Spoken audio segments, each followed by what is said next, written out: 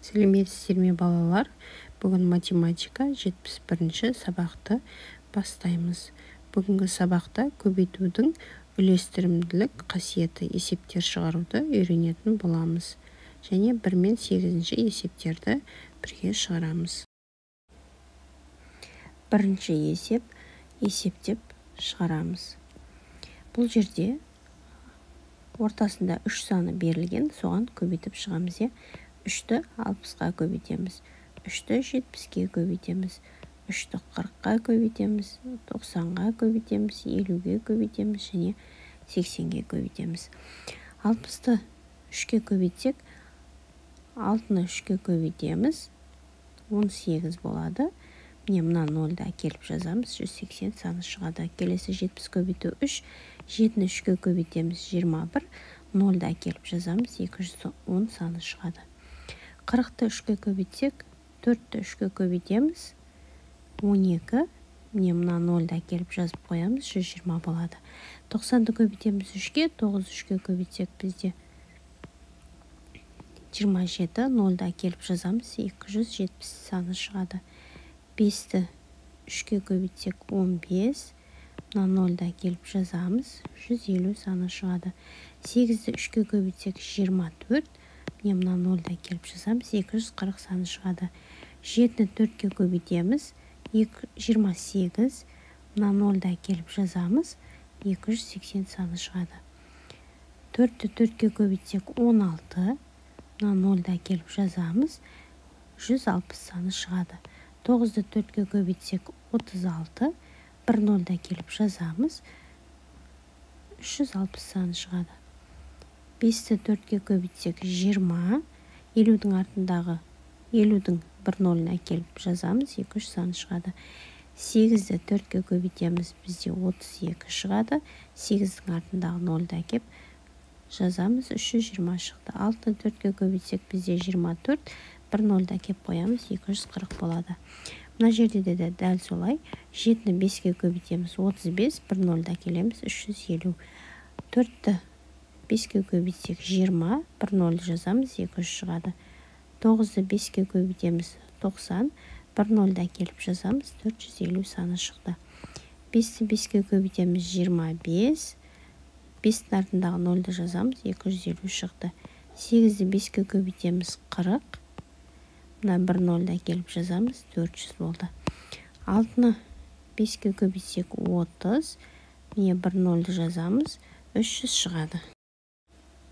Екінші есеп ұзындығы А, ені Б болатын тік төртбұрыштың периметрін әртүрлі тәсілмен тап дейді. Бізде А міне мына қатар, В мына қатарға тең. Біз периметрін табуымыз керек. Яғни біз 4 сантиметрге 2 сантиметрді қосып, оны 2-ге көбейтеміз. 4-ге 2-ні қоссақ 6 болады, 2-ге көбейтсек 12 сантиметр болады. Келесі 5-ті 2-ге қосамыз, 7 сантиметр, көбейтеміз 2-ге 14 сантиметр болады екен. Келесі бізде 6 сантиметрді 2 сантиметрге қосамыз, 8 сантиметр болады, көбейтеміз 2-ге 16 сантиметр болады. Келесі бізде 10 сантиметрге қосамыз, 2 сантиметрді 12 сантиметр болады, 2-ге көбейтеміз, 24 сантиметр болады. Келесі 8 сантиметр мен 2 сантиметрді қосамыз, 10 сантиметр шықты, көбейтеміз 2-ге 20 сантиметр шықты. Бізде бірінші тәсіл, периметрдің формуласы міне, осы формулаға салып, есебімізді шығардық. Екінші есеп, жаңа бірінші тәсілмен шығардық, енді екінші тәсілмен периметрін табамыз. Периметрін тапқан кезде бізде 4 қабырғасын қосындысы, 4 қабырғасын қосып, жауабын шығарсақ болады. Яғни міне 4 сантиметр, 4 сантиметр, 2 сантиметр, 2 сантиметр, яғни 4 қабырғасының қосындысы 12 сантиметрге тең екен. Дәл солай екіншісі 5 сантиметр, 5 сантиметр, 2 сантиметр, 2 сантиметр, 4 қабырғасының қосындысы 14 сантиметр. 6 сантиметр, 6 сантиметр, 2 сантиметр, 2 сантиметр, төрт қабырғасының қосындысы 16 сантиметрге тең екен. Келесі бізде 10 сантиметр, 10 сантиметр, 2 сантиметр, 2 сантиметр, төрт қабырғасының қосындысы 24 сантиметрге тең екен. Келесі 8 сантиметр, 8 сантиметр, 2 сантиметр, 2 сантиметр, төрт қабырғасының қосындысы 20 сантиметрге тең. Екінші есеп, үшінші тәсілмен шығарамыз. Үшінші тәсіл біз көбейтудің үлестірімділік қасиетін пайдаланып шығарамыз. Периметрін табу үшін былай жазамыз, формула бойынша. Енді біз жеке-жеке көбейтіп шығарамыз. 4-ті 2-ге көбейтеміз, яғни 4-ті 2-ге көбейтеміз, 2-ні 2-ге көбейтеміз. 4-ті 2-ге көбейтсек 8, 2-ні 2-ге көбейтсек 4 тең 12 болады. Келесі бөлек-бөлек көбейтеміз. 5 сантиметрді 2-ге көбейтеміз. Міне 2 сантиметрді 2 сантиметрге бөлек-бөлек көбейтеміз. Жақшаның ішіндегісін. 5-ті 2-ге көбейтсек 10, 2-ні 2-ге көбейтсек 4, сонда 14 сантиметр шығады. Келесі бізде 6 сантиметрді 2-ге көбейтеміз. 2-ні 2-ге көбейтеміз. Сонда қосқан кезде 16 сантиметр шықты. Келесі 10 сантиметрді 2-ге көбейтеміз. 2 сантиметрді 2-ге көбейтеміз. Сонда 10-ды 2-ге көбейтсек 20, 2-ні 2-ге көбейтсек 4 сантиметр, 20-ны 4-ге қоссақ 24 сантиметр болады. Келесі бізде 8 сантиметрді 2-ге көбейтеміз. 2 сантиметрді 2-ге көбейтеміз. Сонда 8-ді 2-ге көбейтсек 16 сантиметр, 2-ні 2-ге көбейтсек 4 сантиметр. 16 сантиметрге 4 сантиметрді қосқанда 20 сантиметр шығады. Бұл бізде үшінші тәсіл үлестірімділік қасиетті пайдаланады.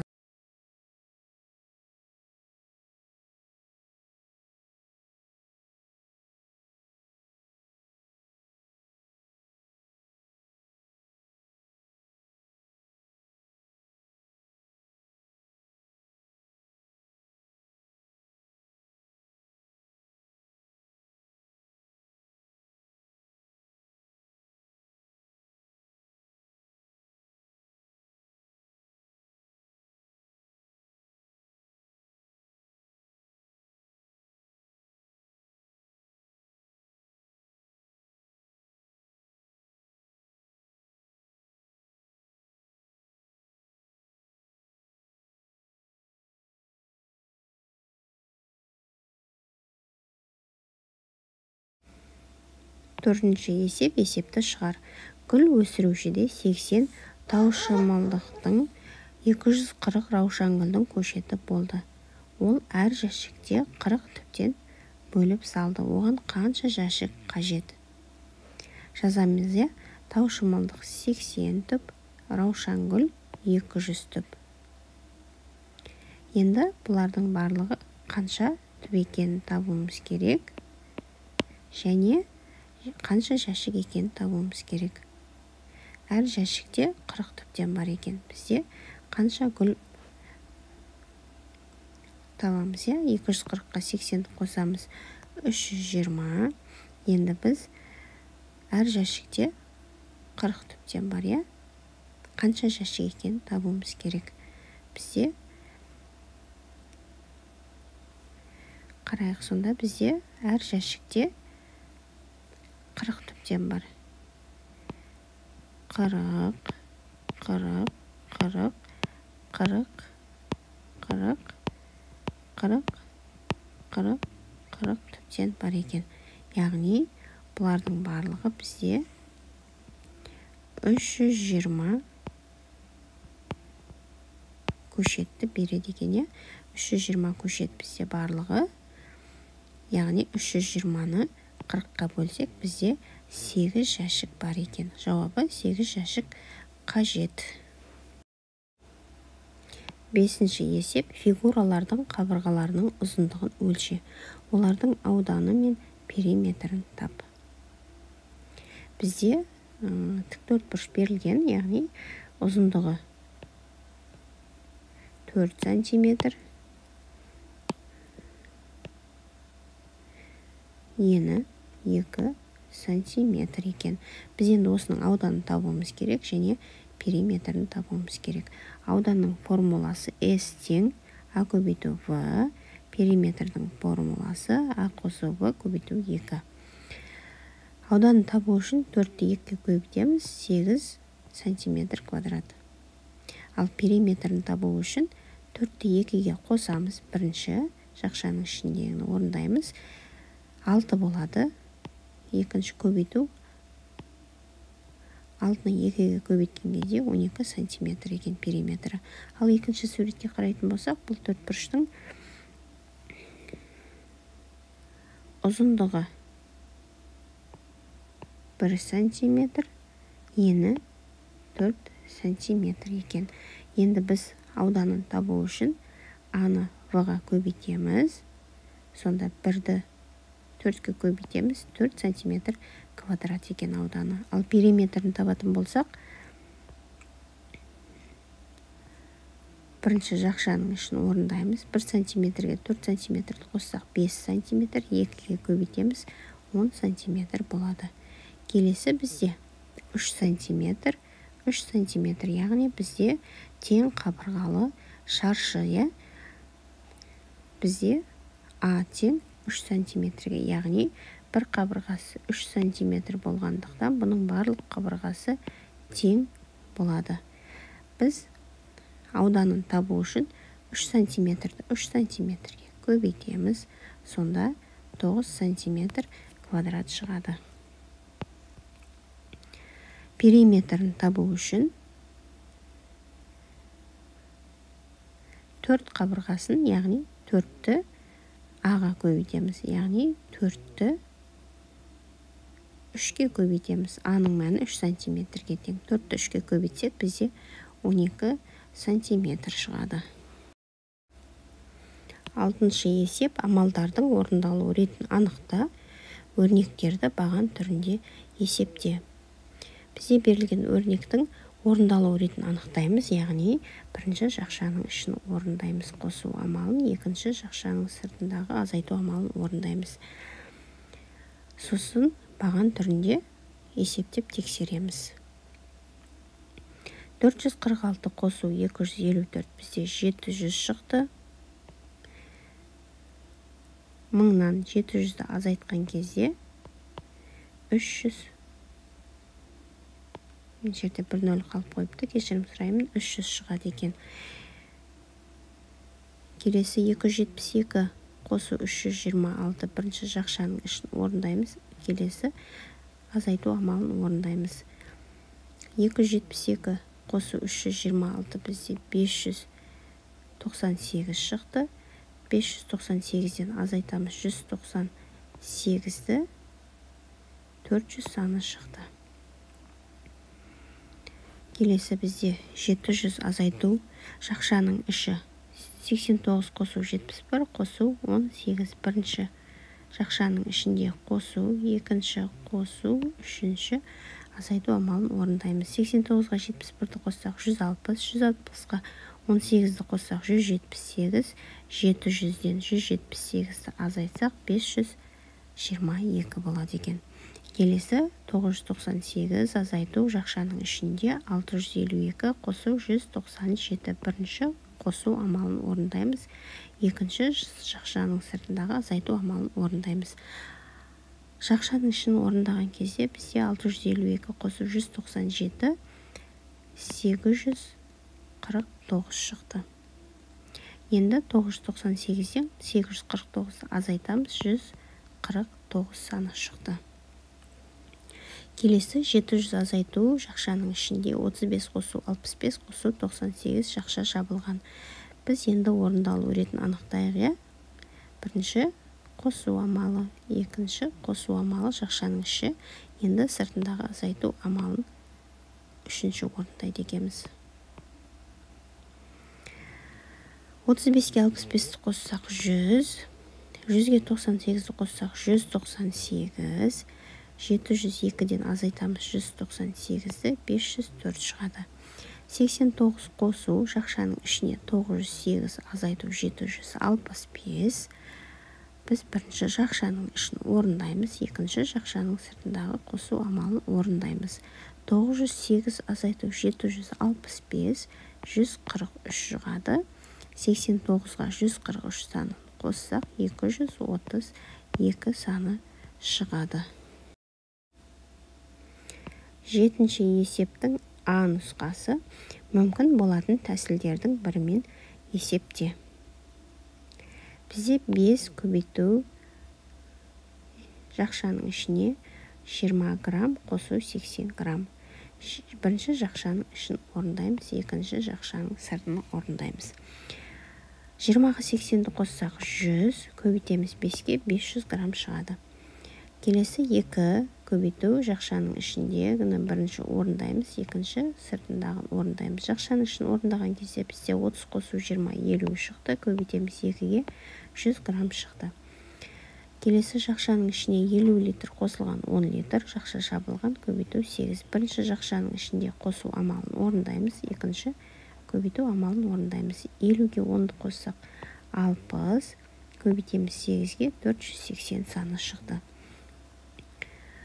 7 килограмм жақшаның ішіне 5 қосу 4. Бірінші жақшаның іші орындалады, екінші көбейту амалы орындалады. 7 килограммды көбейтеміз 9-ға 63 килограмм шығады.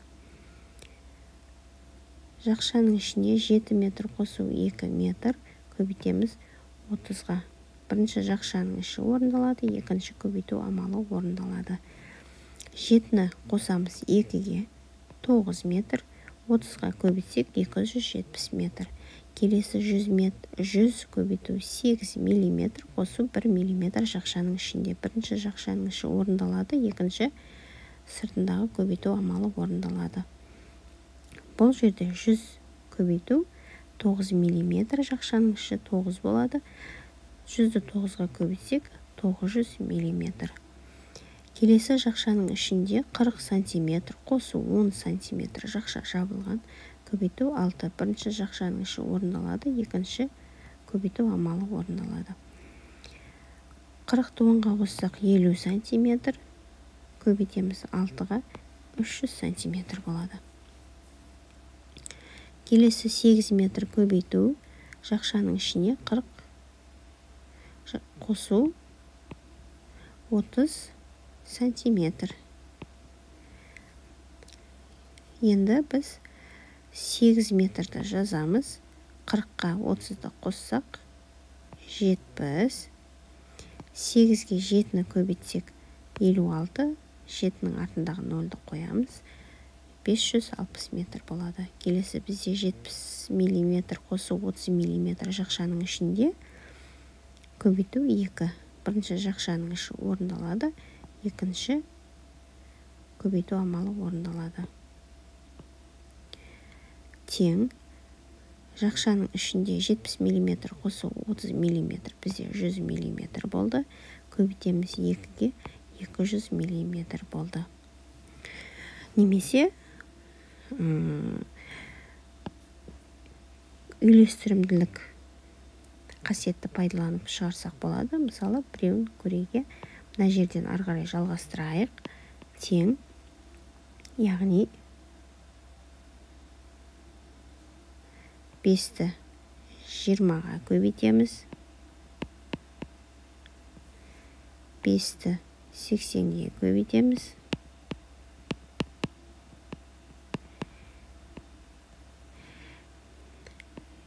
5-ті 2-ге көбейтсек бізде 10, 1 0-ді жазамыз, қосу. 5-ті 8-ге көбейтсек 40, 1 0-ді жазамыз. Сонда 100-ге 400-ді қоссақ 500 болады.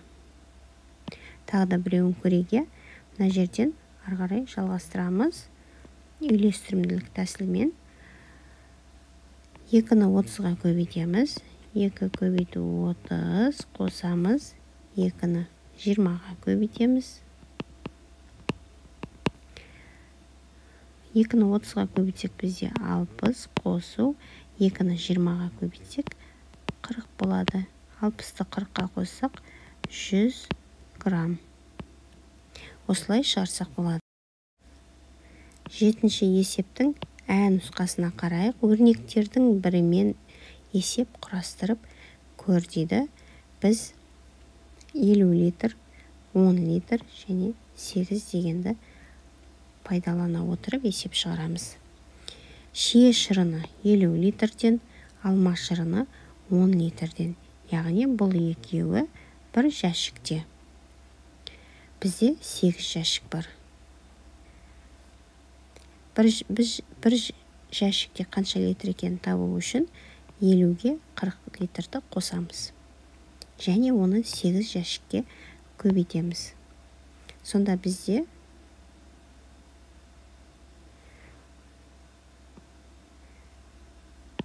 мына жерде 10 болады екен. Сонда бізде 50-ге 10-ды қоссақ 60 литр, көбейтеміз 8-ге. 6-ны 8-ге көбейтсек 48. Міне бір нөлді қоятын болсақ 480. Сонда бізде барлығы 480 литр болған екен. 8-ші есеп бағанның көшет өсіруге арналған қияр, гүл және түймедақ деген жазуы бар 3 жәшігі болды. Ол қиярдың, гүлдің, түймедақтың тұқымдарын сол жәшіктерге отырғызады.